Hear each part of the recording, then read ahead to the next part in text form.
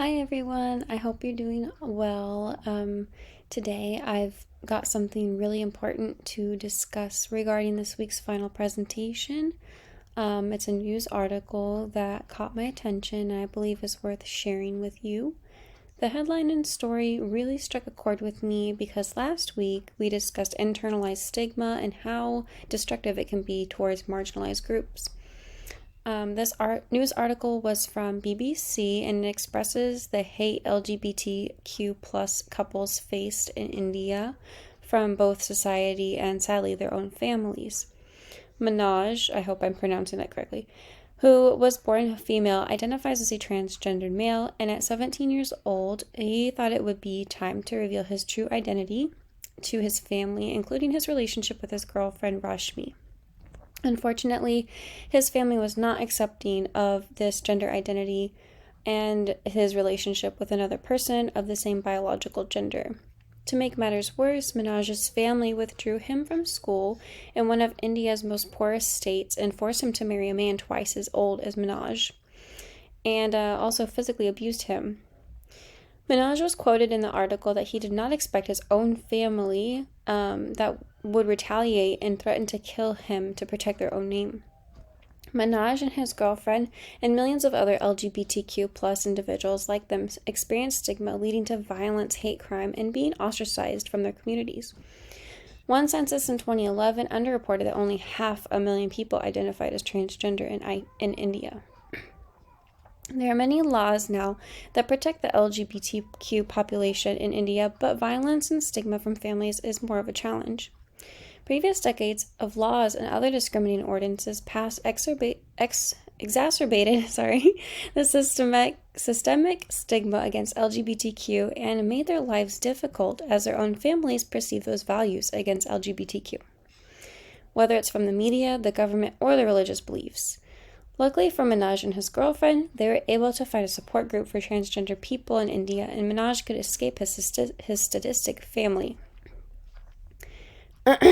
Now, petitioning the Supreme Court, Manoj and Rajmi, along with other transgender couples, to hopefully reach a verdict for the legal right to marry and to allow LGBTQ citizens to create a new family and allow other transgender people in India to flee similar abusive situations within their conjugal families. It's disheartening to see family internalize but also build on the stigma that LGBTQ individuals face in society. What's more frightening is that the stigma is almost invisible. Excuse me. Now, to analyze this article from a sociological perspective and how it correlates to the theories of deviance. As you read in this class, there are many ways to determine how deviance occurs, why it happens to certain people more than others, and how society views that deviance. The first theory that I chose thoroughly explains assimilation of deviance in the LGBTQ community. Conflict theory incorporates many concepts, including power dynamics, social inequality, intersectionality, and the potential for social change through resistance. Ideologies that serve the interests of groups that favor heterosexuality are seen as tools to maintain the status quo. Reinforcing heteronormativity further discriminates and stigmatizes LGBTQ people. Therefore, this theory provides valuable framework for understanding the root causes of LGBTQ stigma from the systemic forces that contribute to the marginalization and how some groups obtain enough potential to enforce their own norms and influence societal behavioral standards. The structural functionalism theory better explains how and why the LGBTQ population is still facing stigma and discrimination despite their efforts to develop anti-discrimination laws, legalizing gay marriage, and changing the narrative regarding LGBTQ communities. This theory shows us that social institutions play a crucial role in maintaining social stability and historically promoted heterosexual norms and marginalized homosexual ones. The discrimination or prejudice against LGBTQ individuals may seem as an attempt to reinforce those societal norms by punishing and discouraging behaviors that are considered deviant. The perceived deviant behavior may include challenging traditional gender norms and norms related to sexuality. Other practices like microaggressions, pathologizing identities and family rejection further reinforces the social stigma that LGBTQ individuals face. Lastly, structural functionalism emphasizes the concept of social integration. There's so many words, where individuals should gain a sense of belonging. But for LGBTQ, stigma may lead to social isolation and thus foster negative mental health consequences and other adversities. This theory can help explain how stigma ingrained in society can further harm groups like LGBTQ, but it has its limitations and can overlook the factors that the conflict theory then further dives into.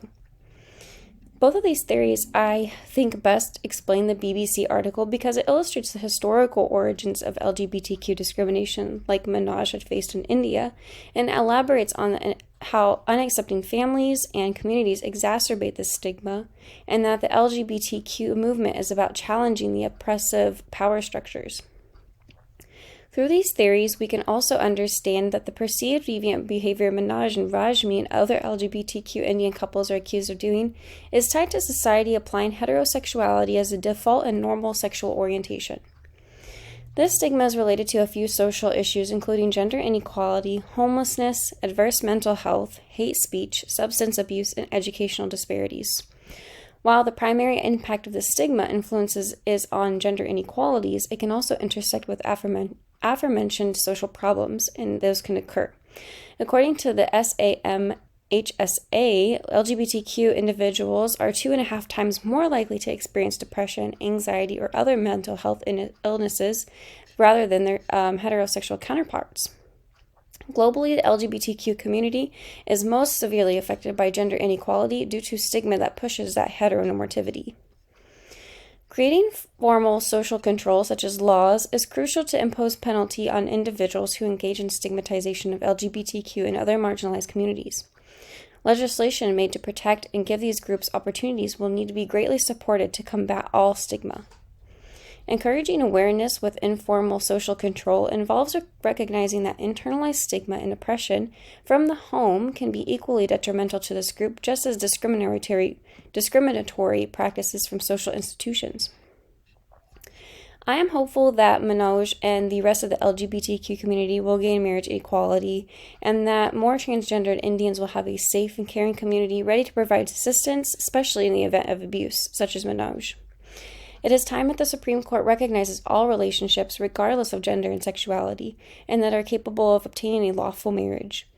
I also believe that the future of the LGBTQ stigma, such as the one that Manoj experienced, will decrease as many younger generations are more accepting of gender identities, and that the nuclear family is no longer the norm. I believe that challenging gender norms, which is considered deviant, will become outdated due to significant social change and increased advocacy for issues such as economic equality. There is mounting pressure to alter the existing status quo, and many individuals want this change for the greater good, including myself. Thanks for watching, and I hope you guys have a wonderful Christmas holiday. Bye!